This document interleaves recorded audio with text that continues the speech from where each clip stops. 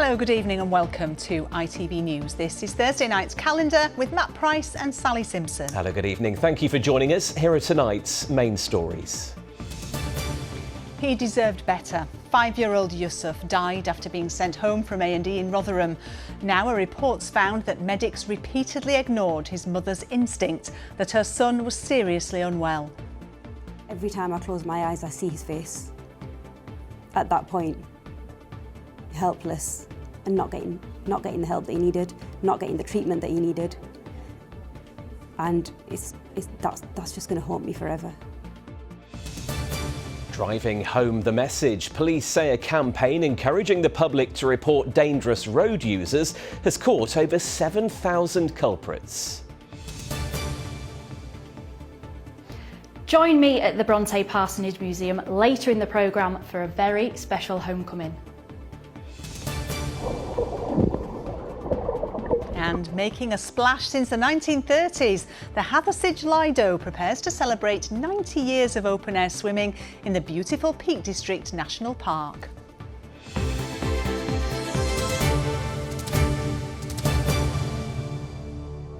But first tonight, the mother of a 5-year-old boy who died after being sent home from A&E in Rotherham says the image of her son struggling to breathe will haunt her forever. Yusuf Nazir died in 2022, 8 days after going to the GP complaining of a sore throat.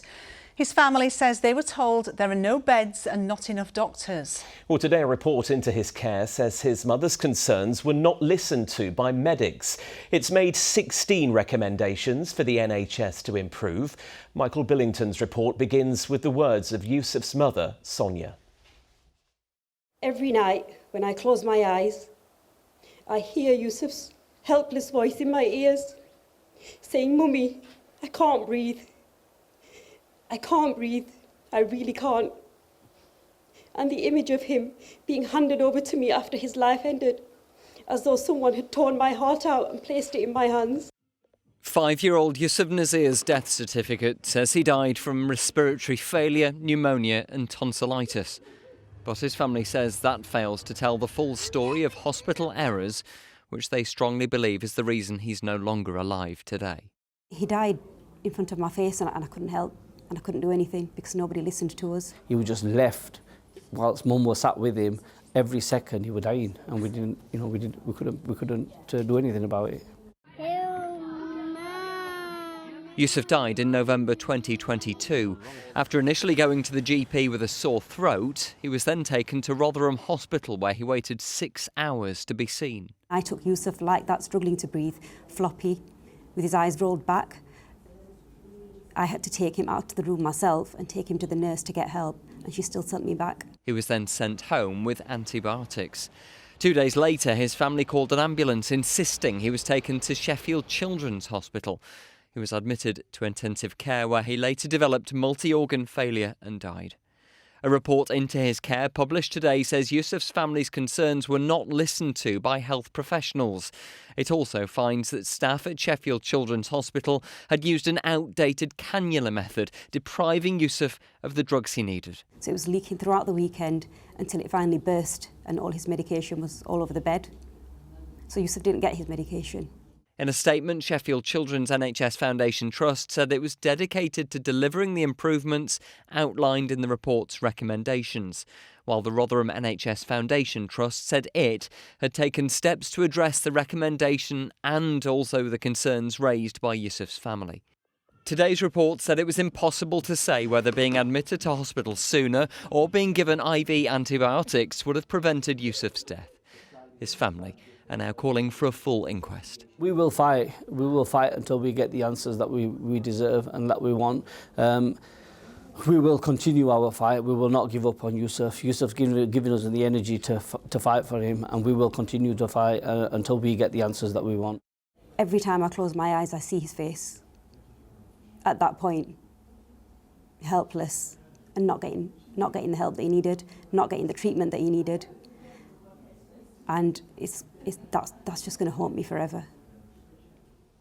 And that was Yusuf's mother, Sonia, ending that report from Michael Billington. And Michael is here with us now. A heartbreaking ordeal for Yusuf's family to go through. But they say the case raises questions about wider investigations and how they're handled. That's right. This is actually the second investigation into Yusuf's death. The first report concluded that his treatment was appropriate and that an admission to hospital was not clinically required. That was rejected by his family. In fact, even the Health Secretary, Wes Streeting, said that there were no excuses for the failures in his care. Now, I'm told that these sorts of investigations are actually commissioned by the NHS Trust themselves, and so essentially they're choosing who investigates them. Now, Yusuf's family say that's neither fair nor is it independent. In fact, I've spoken to at least one other family in South Yorkshire who have similar concerns about the findings of an investigation into their son's death in hospital. It's a point I put to the Rotherham MP Sarah Champion today, who says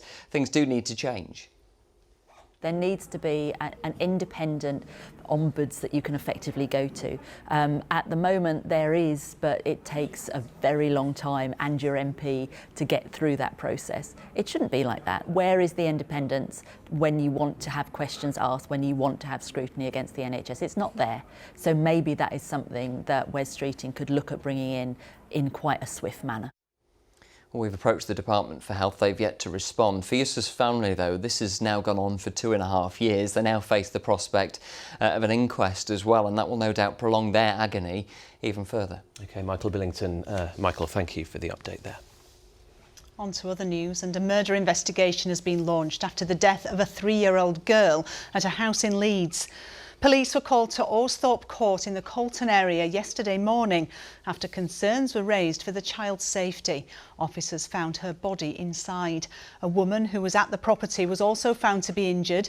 She was taken to hospital for urgent treatment and was later arrested on suspicion of murder.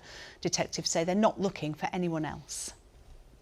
And you can read more about that story and catch up on all of the day's news over on our website. Head to itv.com/calendar. That's itv.com/calendar.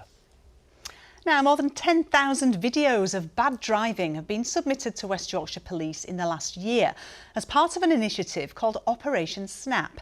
Action was taken in more than 70% of cases and the number of submissions was up year on year. The news has been welcomed by road safety campaigners, and police have released a video of some of the atrocious driving that's been witnessed by the public.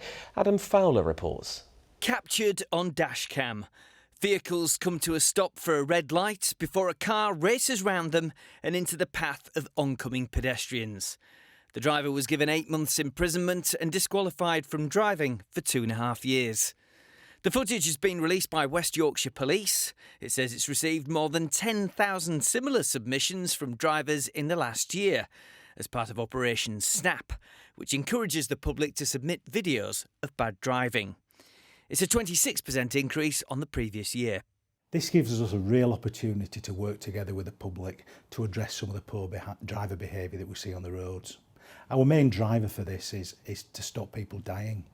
People shouldn't have to die or be the victim of a car crash and suffer serious injury just as a consequence of I need to get from A to B.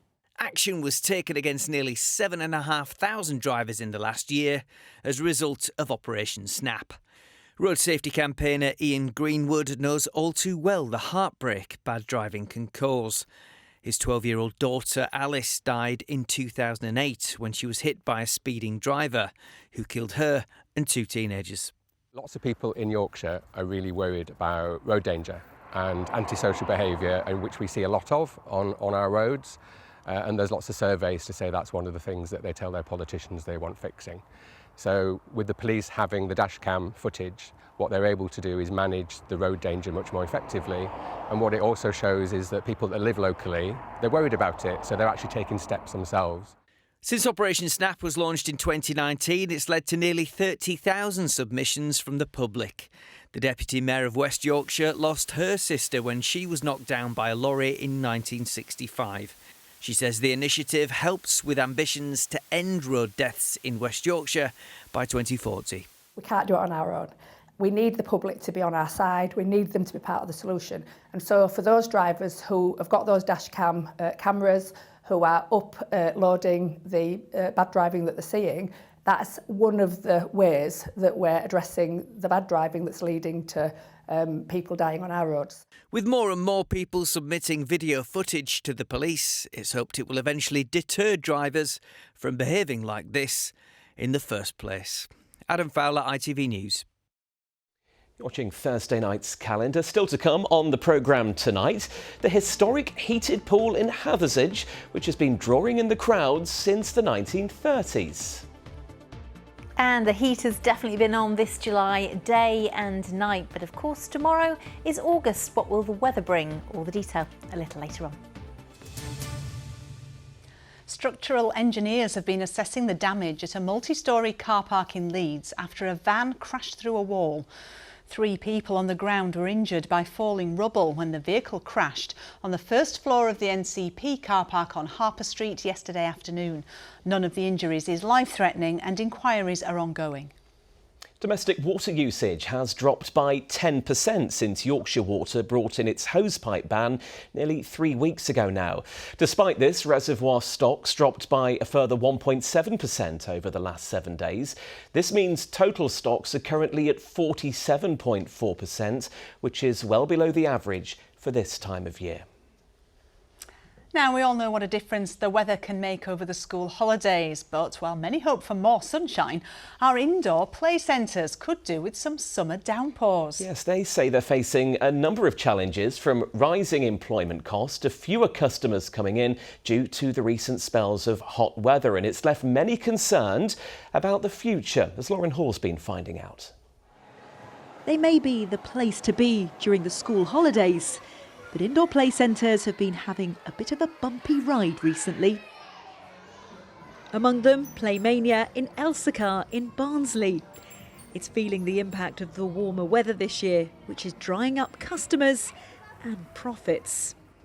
The winter months are far busier. A lot more people are obviously wanting to get out of the rain, where in the summer months with the heat wave, everybody's wanted to be outside and embrace the sun. Why not? Don't get it that often, so they do. Other obstacles they're coming up against include a rise in running costs and employment costs. 3/5 of indoor play operations are reporting a year-on-year drop in profits.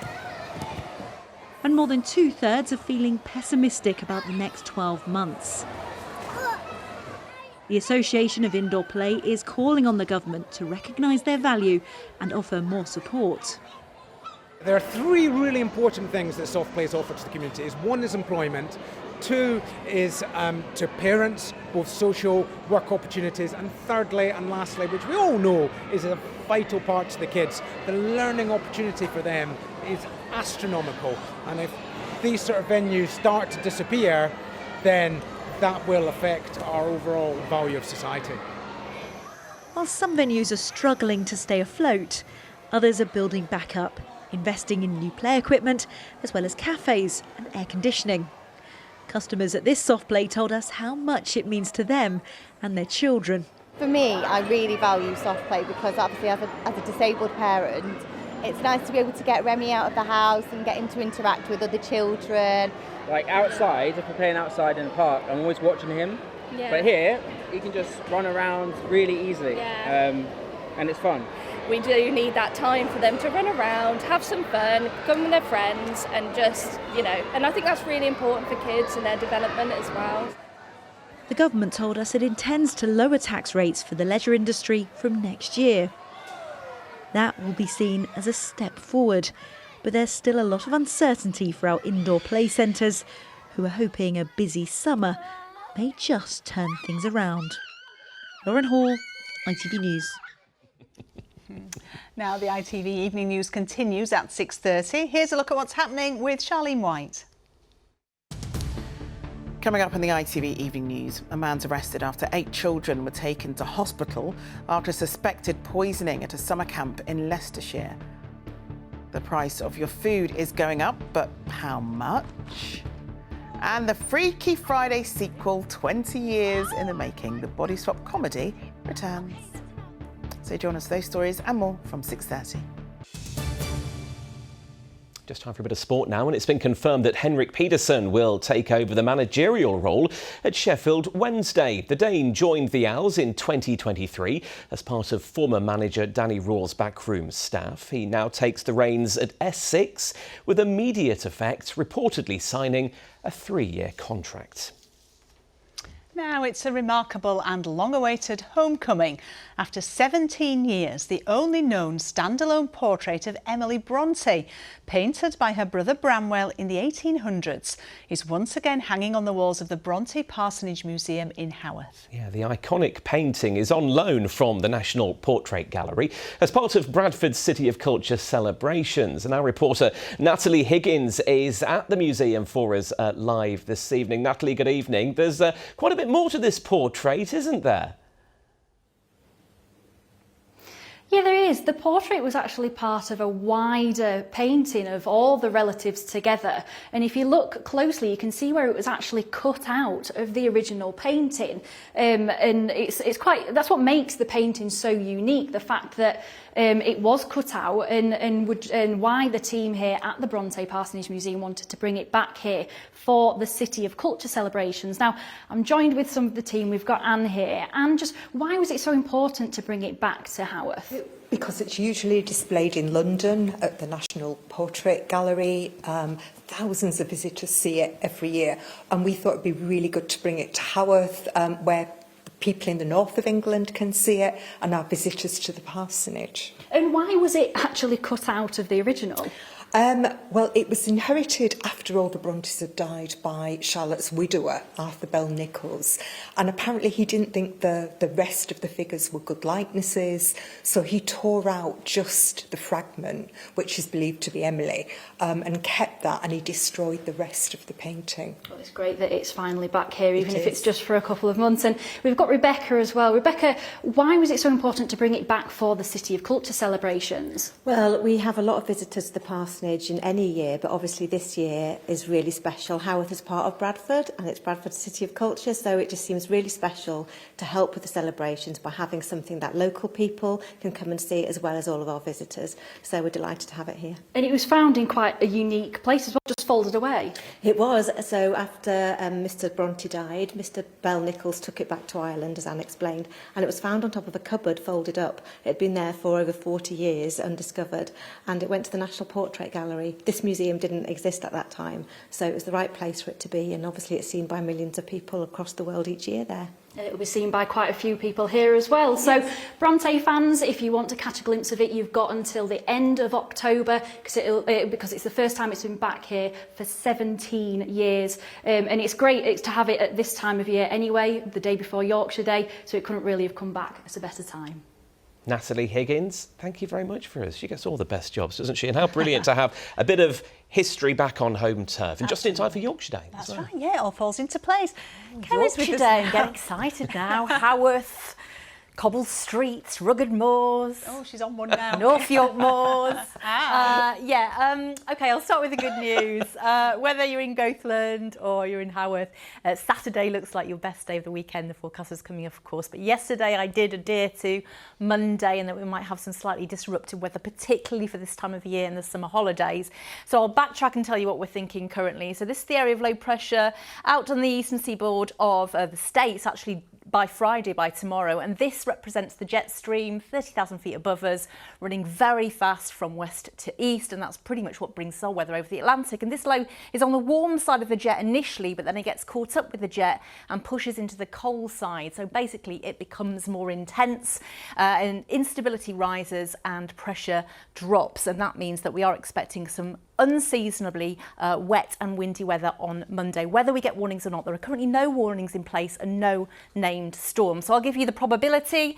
50% likely that it comes just across this positioning here, which would mean for us 50 to 60 mile an hour gusts, maybe 70 at the coast. If it's further south, it's weaker and it won't affect us. It will affect central and southern parts of the UK. If it's further north, it will affect Ireland and Scotland, be more intense, but not affect us. So there you go. Those are all the deeps so far. So no named storm yet and no warnings, but I do expect a warning to be released tomorrow for Monday. Watch this space. Watch this space, I know, yeah. But perhaps the promise of some good weather on the other side of it. Well, you're asking me that, yeah. It's a long way off, but actually if this low pressure system does develop and become quite intense, it's more likely that an area of high pressure will develop southwest of it as we head through into next week, which means drier and brighter. We'll keep our fingers crossed then. We'll see. Brilliant. Kerry, for now, thanks very much indeed. Cheers, Kazan. Now, an open-air pool in the heart of the Peak District is preparing to celebrate its 90th year next year. Hathersage Baths, which is heated, by the way, was a gift to the town from a man who believed in passing on his good fortune to others. But one historian says many people don't know who he is. Here's Katie Oscroft. Surrounded by the Derbyshire hills, the water in this 30-metre pool is around 27 degrees. But swimmers have come for much more than the warm water. Once you're here and you're in the water, everything else just sort of melts away, really. There's a massive awareness of how certainly cold water swimming can improve your mental health and well-being. And look at everybody here, everybody looks happy. It's lovely. I mean, it's just the surrounding as well. You know, when you're swimming, you can see the hills all around you. Finley would agree with that. For him, in here, the pressures of the outside world wash over him. Just for fun of it. Yeah, we like to have fun, and Finley finds it very relaxing to go in the water. It makes him a bit more mobile. Do you feel good in the water, Finley? Yeah, I do. Energetic. Yeah. And it's better than what do you normally do at home? Gaming. Yeah. So it's fabulous. Olympian Jess Ennis-Hill's grandparents are among the regulars, but she's not. Has she been here with you? Once, and she said it was too cold. Does she get her athletic abilities from you? Of course, yes. And Jean is older than the pool, just. I just keep on coming over the hill about twice a week from Sheffield. Hathersage Baths has barely changed since it opened in 1936. It was paid for by this man, George Lawrence, a newspaper seller made good, who moved to Hathersage from Sheffield. The pool wasn't his only project. The bowling green next door was among the others. He was always one who was looking to help others. He had a saying that I've been lucky in receiving these gifts, but it's greater to give than to receive, and he lived up to that philosophy. He was killed in the Blitz in 1940, and during that period he must have given, in today's terms, well over £1 million, probably £2 million worth of projects and other gifts to the village. So it's our 90th birthday next year, so we'll be hosting a lot of events for that to celebrate the gift that he did give to the village. We get so much positive feedback about the wellness and enjoyment that they get out of it. It's the social aspect as well. And just being outdoors, it just really does make a difference to people's lives. All that will be celebrated next year in the pool which has long outlived its little-known benefactor. Katie Oscroft, ITV News, Hathersage. That's great. What a fabulous gift to the local area. Do you like a bit of outdoor swimming, Matt? No, it's got to be warm, but I do know somebody that does. I certainly do, I do, in any weather. And you can see more about Hathersage Pool on ITVX. You may also remember on Monday we sat down with Bradford's King of Panto, Billy Pearce. Well, you can watch an extended version of that chat also on ITVX. Yeah, to find us, go to the ITVX app on your smart TV, phone or online. Click on categories, then news and scroll down. Along with our latest programmes, you can catch up with exclusive content and some of our best stories as well. Well, now let's go to Kerry and get the weather. A clear start makes way for a day of ancient discoveries. TUI sponsors ITV Yorkshire Weather.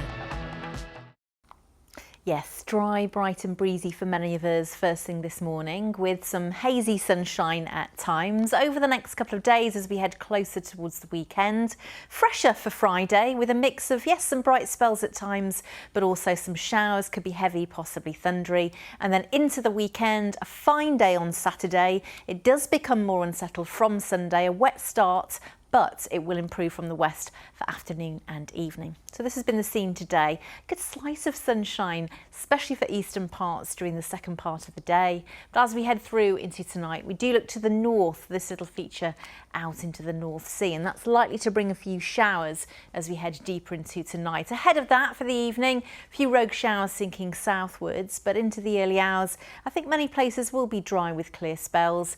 Bit of a breeze out towards the coast and inland, still fairly mild, at least for towns and cities. Hard at work. A big thank you to Andrew Jackson for the shot by day or by night. 5:20 and 9:04 ISM times as we head into tomorrow. To end the working week, there will be some warmish sunny spells, but it will be slightly fresher the air and still with a bit of a northerly breeze. So out of any sunshine, it will feel cooler and there is a risk of some showers. Most likely in the west where you catch them, they could be heavy, possibly thundery, but elsewhere we will see drier and brighter spells at times. So as we head into the weekend, Saturday, definitely the best day of the weekend with a little ridge of high pressure settling things down, and then a spell of rain on Sunday, unsettled for Monday. TUI sponsors ITV Yorkshire Weather.